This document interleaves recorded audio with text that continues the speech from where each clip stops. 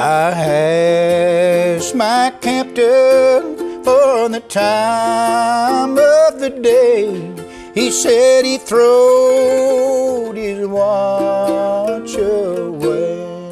He did.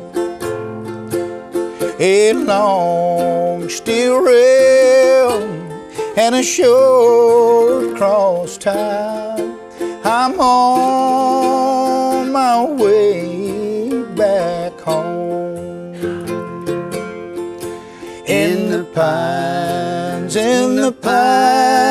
where the sun never shines, and you shiver when the cold wind blows. Then it go. Ooh, ooh, ooh, ooh, ooh, ooh, ooh,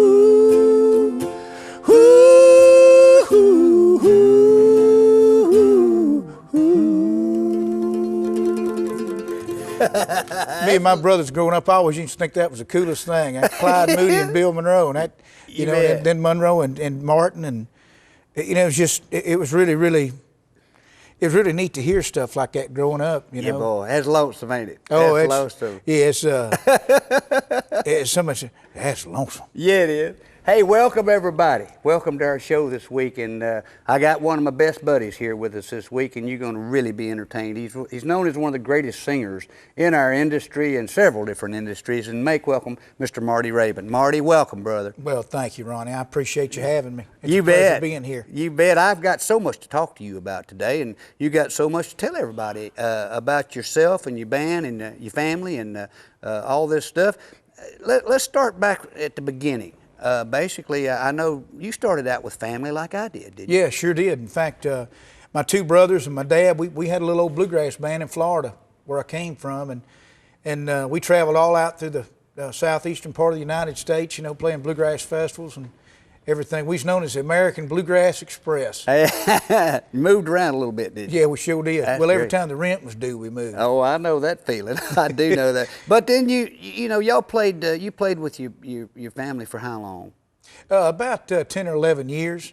And then in '84, I left Florida and moved to Nashville.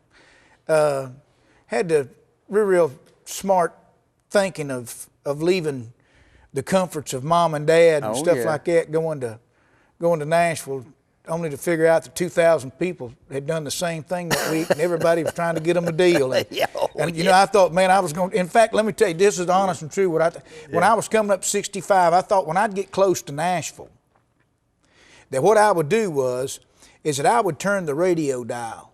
Yeah. And everywhere in the world I'd turn would be country music.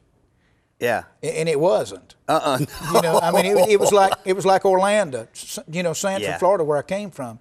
It was like the same thing. Yeah. Well, Nashville, I've always thought that they put the capital of country music there because of the geographical place where it was. It's easy to get all over the East Coast. Yeah, it's kind of the center. Yeah, center of it all. And the industry there, and of course everybody just sort of landed there when they got more recording studios and more producers and more songwriters, and everybody came up there, and. Yeah. Now you came up there in '84, right? Yeah, I moved out of Florida in '84, and like I said, didn't stay there but about 9 months, and literally got down to my last can of corn, and an old boy by the name of Mike McGuire had called me, and I was in Evansville, Indiana, working with a group called Heartbreak Mountain, and we were kind of a semi-bluegrass country group, and we were just living from pillar to post, robbing Peter to pay Paul. We were just trying to do everything in the world we could to work. And sometimes we'd work, and sometimes we wouldn't.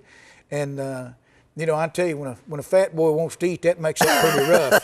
I think the thin boys and fat ones, tall ones and short ones, when it's time to eat. Yeah, I reckon it can offend all of them.